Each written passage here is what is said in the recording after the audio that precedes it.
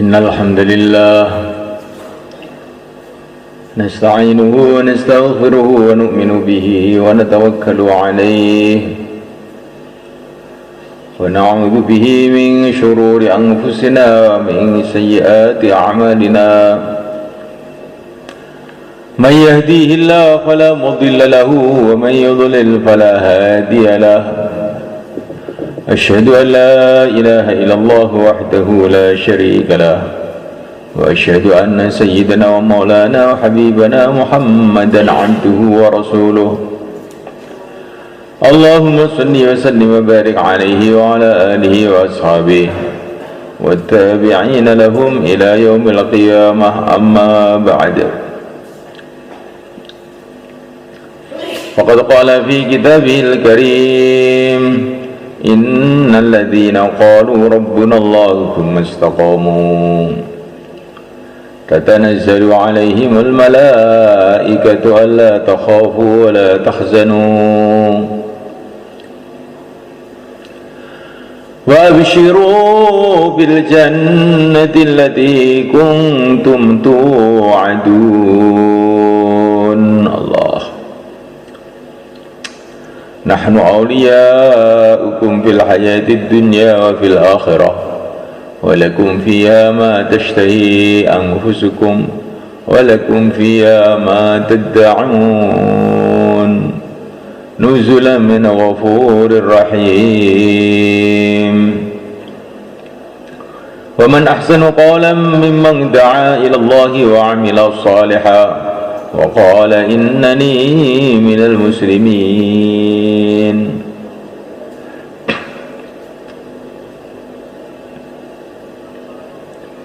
Tadi mulaikan Allah Ta'ala, hidup kita di dunia ini adalah perjalanan menuju akhirat.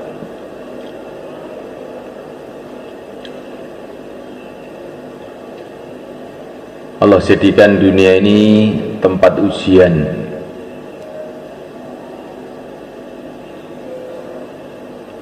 untuk menampakkan kepada manusia siapa orang-orang yang betul-betul beriman kepada Allah. Bukan Allah ingin tahu. Allah itu menguji bukan ingin tahu. Allah sudah tahu segala-galanya. Tetapi Allah itu menguji agar kita ini tahu. Ala ya'lamu man khalaq wa huwal latiful khabir. Bagaimana Allah tidak tahu sedangkan Dia yang menciptakan. Dia yang mengendalikan seluruh hati manusia ini. Allah Maha tahu apa yang dalam hati. Hati baik, hati buruk, Allah tahu.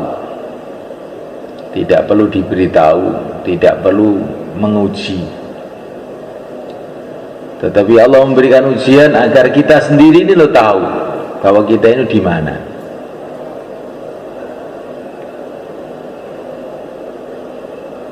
Seorang guru tanya kepada muridnya, bukan karena guru ingin tahu, tapi supaya murid itu tahu kalau dia ini pintar apa dia ini goblok. Guru pun juga sudah tahu, sudah bertahun-tahun ngajar murid itu juga tahu nih, kalau saya tanya ini nggak akan bisa jawab dia. Tapi kadang-kadang murid ini merasa pintar, maka ditanya biar dia tahu kalau dia ini goblok. Allah Maha tahu segala-galanya.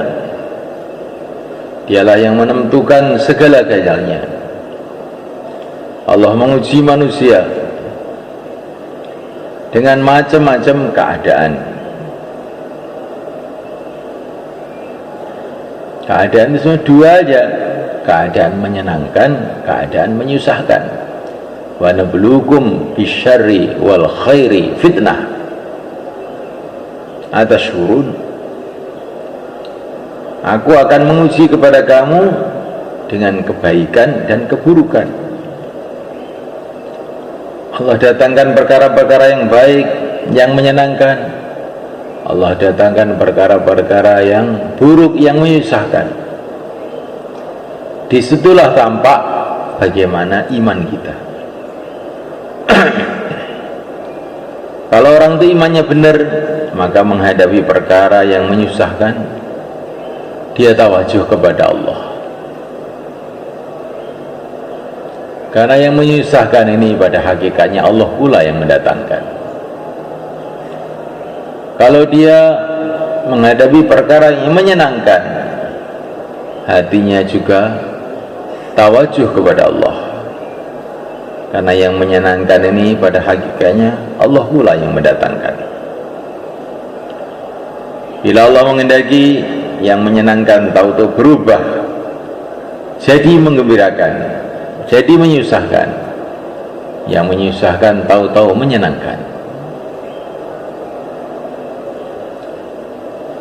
Menghadapi teman, hatinya tawajuh kepada Allah.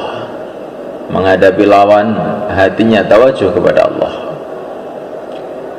Lawan dan teman semuanya dikendalikan oleh Allah. Bila Allah menghendaki, kawan jadi lawan. Bila Allah menghendaki, lawan jadi kawan. Lawan jadi kawan. Orang-orang kafir di Mekah ini memusuhi Nabi, mengangkat pedang untuk Nabi, tapi akhir-akhirnya menjadi pembela-pembela Nabi. Kita tidak tahu. Hati kita hanya tawajuh kepada Allah.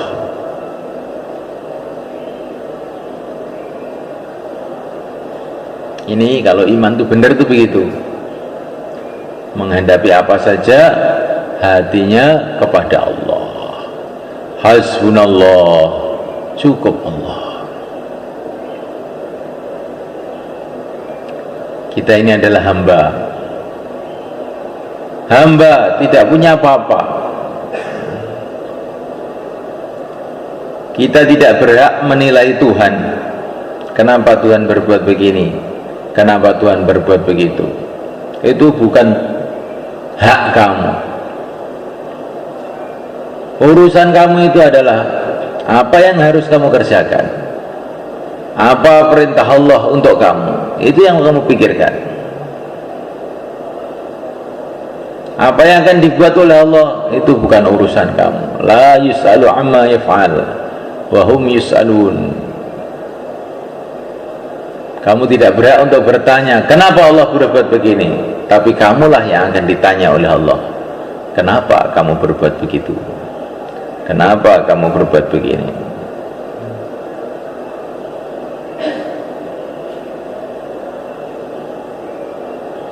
Ini perkara ini penting, kan? Inilah iman, kan? Ada sebagian orang itu kalau gembira, nah, lupa kepada Allah. Nanti kalau sedih baru ingat pada Allah.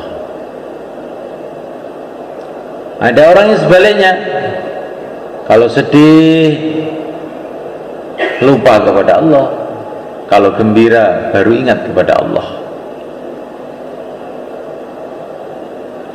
Orang yang beriman yang benar, sedih ya ingat pada Allah, gembira juga ingat pada Allah. Menghadapi apa saja hatinya kepada Allah. Innallaha ma'ana, Allah bersama kita.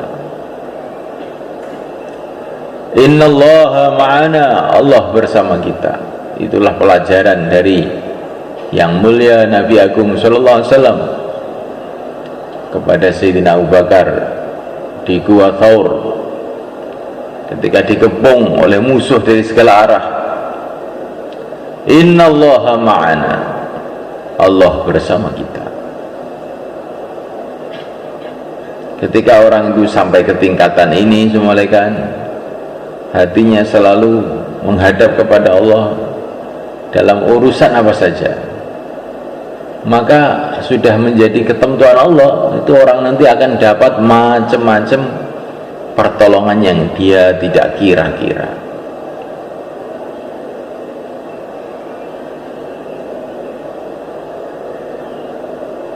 Selagi manusia itu hanya terkesan dengan makhluk, gembiranya dengan makhluk, susahnya dengan makhluk, maka dia tidak akan dapat pengalaman iman ini.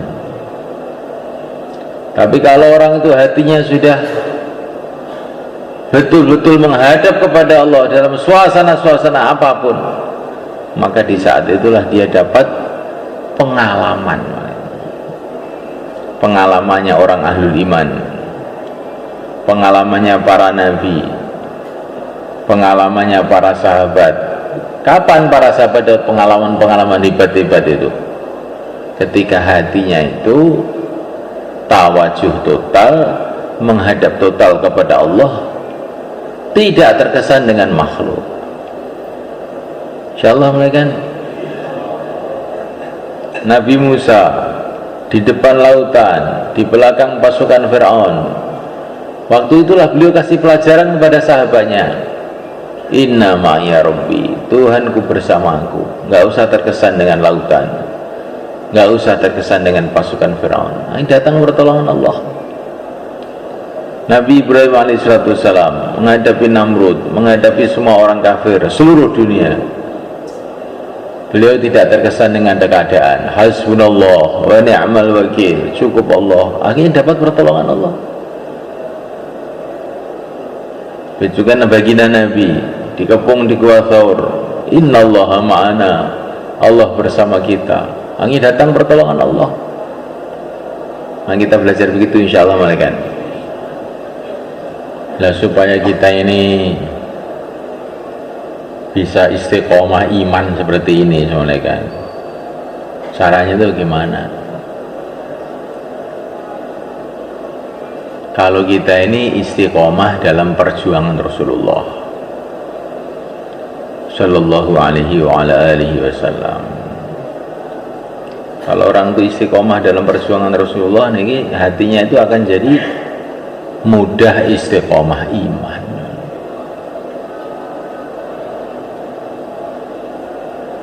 Pertama kali istiqomah dakwah, di mana saja bicara agama.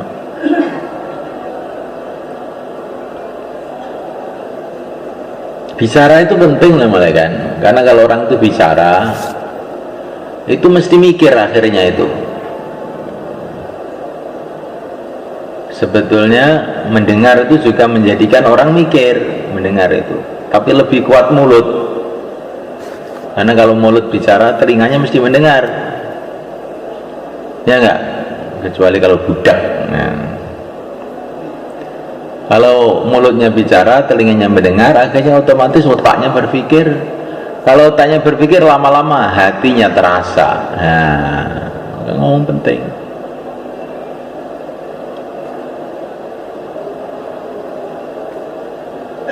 Mendengar, berbicara, mendengar, berbicara, mendengar, berbicara. Hati seseorang tidak akan lurus sebelum mulutnya lurus, kata Nabi.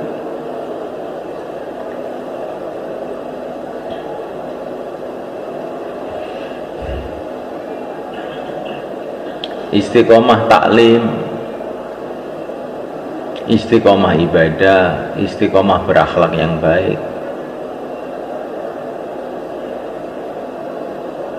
istiqomah amal masjid. Bagaimana supaya bisa istiqomah di dalam dakwah dan di dalam amal-amal Nabi itu, supaya istiqomah itu bagaimana? Laqad kana lakum fi Rasulillahi uswatun hasanah liman kana yarjullah wal yawmal akhir wa dzakarallaha katsira. Orang itu bisa ikut Nabi itu syaratnya 3. Kalau tidak ada 3 ini akan sulit ikut Nabi, itu gak bisa. Apa syaratnya? Harus punya duit, harus punya mobil? Tidak. Liman kana yarjullah, pertama kali selalu berharap kepada Allah. Wal yaumal akhir, pikirannya itu akhirat. Pikirannya akhirat. nanti saya di akhirat itu bagaimana? Dengan agama ini saya dapat keberuntungan selamanya di akhirat. Orang amal agama kok nggak kelingan akhirat, nggak ingat akhirat, nggak tawajuh akhirat, dia tidak akan bisa istiqomah. Terus yang ketiga, wa dzakarallaha katsira, zikir yang banyak. Baru orang bisa ikut Nabi. Insyaallah malaikat. Dados subatasaken derek Kanjeng Nabi manah niki harapannya hanya kepada Allah. Walaupun dalam kesulitan bagaimana berharap terus pada Allah. Allah itu mudah saja bagi Allah untuk merubah segala-galanya. Harapannya kepada Allah. Terus harapannya itu ke akhirat, pikirannya itu akhirat. Saya ini mau ke akhirat, maka saya harus membangun akhirat saya. Nah, ketiga kali banyak zikir, karena orang itu kalau nggak banyak zikir, setannya masuk dalam hatinya, akhirnya hatinya jadi lalai. Setannya masuk dalam matanya sehingga ngantuk. Nah, setannya masuk ke telinga sehingga diomongi orang diatekne, gitu. Setannya masuk di perutnya sehingga ingin makan haram, subhat-subhat, si penting boleh mangan. Nggak zikir itu penting. Zikir yang sebanyak-banyak, bukan zikir sekedar zikir. Wa dzakarallaha katsira, zikir yang banyak. Tanpa zikir yang banyak orang nggak akan bisa istiqomah dalam ikut Nabi. Maka untuk supaya bisa begini bagaimana? Bisa harapannya terus kepada Allah terus, ya. Pikirannya ke akhirat terus, ya. Zikirnya yang banyak. Bagaimana supaya begitu? Sehingga kita bisa ikut Nabi. Maka dilatih keluar 4 bulan. Insyaallah malaikat. Dilatih. Dalam 4 bulan itu kita bicara keagungan Allah terus tiap hari. Jangan bicara wapsi. Ini sudah wapsi mau pulang. Nanti jadinya keagungan rumah nanti. Bicara keagungan Allah, bukan keagungan wapsi. Nah, saya ini sudah 4 bulan loh. Ini sudah lebih 10 hari nih, sudah tambah masa. Ya alhamdulillah lebih. Kalau lebih mana kaya guweton piye to karepe iki. Lebih ya malah alhamdulillah ngono ki nyok. Insyaallah ini itu. Mbah Edi malah arep mangkat meneh. Insyaallah malaikat. Taklim terus, nanti terus jadi ingat akhirat. Ibadah terus, hanya jadi zikir. Baru nanti kita bisa ikut Nabi, akhirnya bisa mikir umat, bisa sayang sama umat, mikirkan umat. Maka yang hari ini mau keluar 4 bulan, 40 hari, tambah masa, sisa masa, termasuk yang mau keluar setahun, silakan berdiri ke belakang. Taqabbalallah.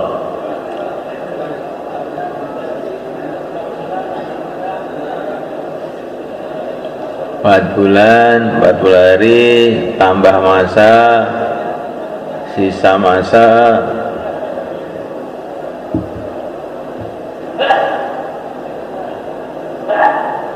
Lampung, tunggu dulu Mbak. Nah, Lampung. Ini mau keluar nih, Mbak Lampung nih.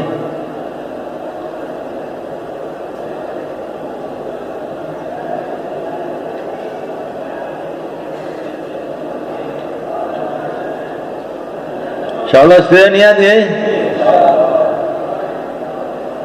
Oh niki mudzakarah malih 3 sekawan, monggo. 10 menit, aja cepat-cepat. Terus sampai yang ganti naskil teman sing agak metu 4 bulan ini